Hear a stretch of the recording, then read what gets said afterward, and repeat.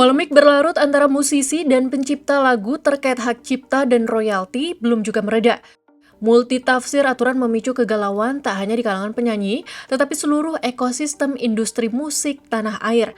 Untuk menjernihkan persoalan ini, butuh kepastian hukum dan perbaikan lembaga manajemen kolektif nasional atau LMKN dalam hal transparansi, efektivitas penagihan, akurasi data maupun keadilan distribusi.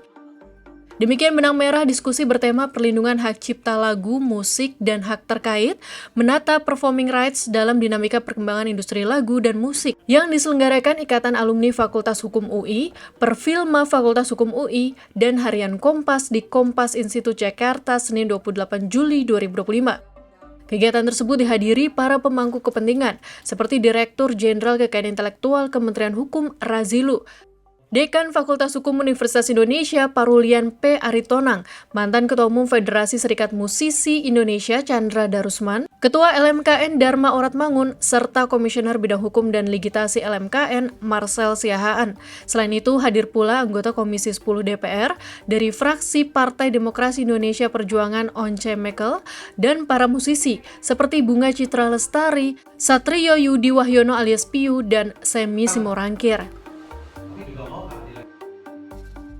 Terus masalah tidak perlu meminta izin asalkan membayar royalti. Tapi ada juga penafsiran yang bilang kalau misalnya royalti bisa dibayar oleh promotor, tapi penyanyi harus minta izin sendiri dengan pencipta lagunya. Jadi itu kan kayak buat aku pribadi dan mungkin teman-teman penyanyi yang lain ya, itu membingungkan. Jadi sebenarnya aturan seperti apakah yang harusnya kita jalani, karena selama ini kami ini dari penyanyi merasa kami sudah melakukan tanggung jawab kami sesuai dengan porsinya kami sebagai penyanyi. Tentunya porsinya beda-beda, porsi penyelenggara acara, porsi LMK beda, porsinya penciptaan, semuanya beda-beda. Kami sudah melakukan. Tapi kok seperti dilihat tadi yang rame di layar adalah teman-teman kami penyanyi yang kena tuntutan. Ketika muncul RAP, kenapa kalau kami bertanya dari asosiasi, kenapa lisensi ini tidak dimasukkan di depan sebagai bagian dari RAP, sebagai cost talent, sebagai bagian dari sebuah biaya pertunjukan dan produksi. Karena apa?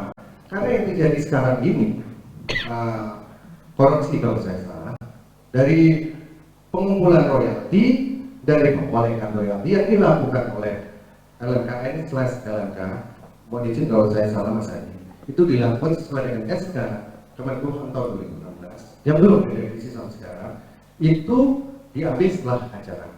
Jadi setelah acara ketika pertunjukan selesai, total tiket yang dijual dikali 2%.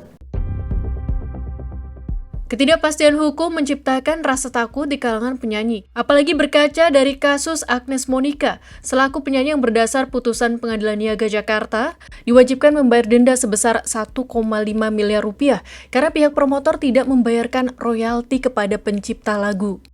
Di sisi lain, para pencipta lagu juga menuntut pembayaran bagi mereka bisa dilakukan segera seperti halnya pembayaran para penyanyi atau musisi yang dilakukan sebelum konser berlangsung. Seperti diatur dalam pasal 10 PP 56 tahun 2021, pembayaran royalti harus segera dilakukan setelah penggunaan secara komersial lagu dan atau musik yang digunakan.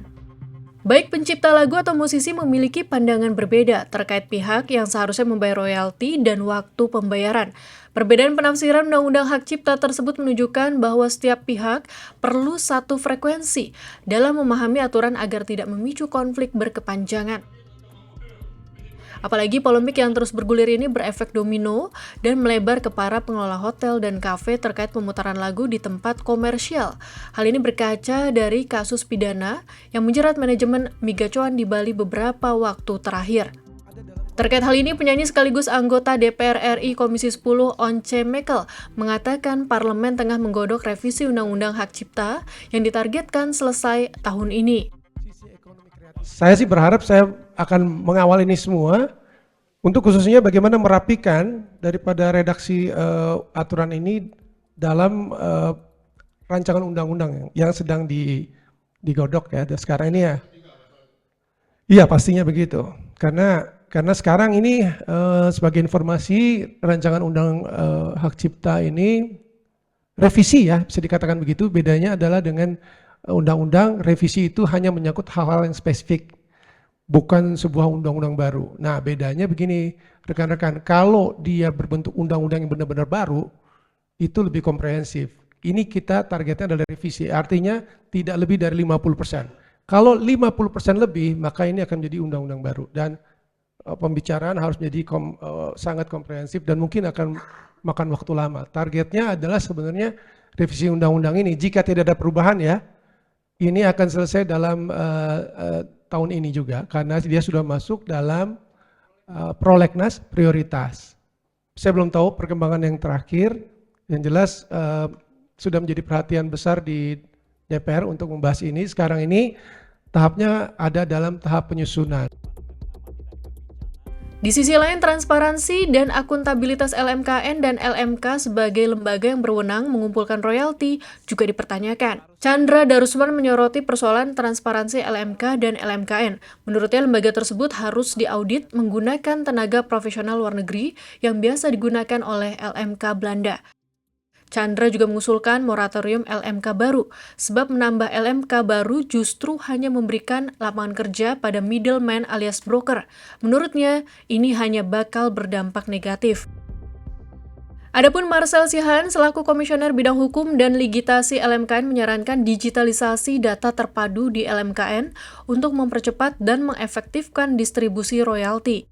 Terlebih potensi perputaran uang royalti jika semua pihak taat hukum mencapai 1,5 triliun rupiah per tahun. Adapun mengacu laman web LMKN pada 2024 royalti yang terhimpun hanya 77,153 miliar rupiah. Direktur Jenderal Kekayaan Intelektual Kementerian Hukum Razilu menegaskan pembayaran satu pintu melalui LMKN adalah kunci efektivitas pembayaran royalti untuk meminimalkan fragmentasi dan memastikan transparansi. Pembayaran satu pintu melalui LMKN adalah kunci menurut kita, tadi sudah dijelaskan oleh Mas Fadli ya. Efisiensi dan efektivitas pengelolaan royalti. Ini untuk meminimalisir fragmentasi dan memastikan transparansi. Tetapi kalau yang mau pertanyakan, silakan juga kemudian diluruskan. Apakah masih mau diteruskan atau enggak? Tapi menurut Pak Karunia dan menurut kita, ini adalah evolusi kemajuan yang terjadi. Apakah mau mundur lagi? Silakan didiskusikan kemudian pada forum ini.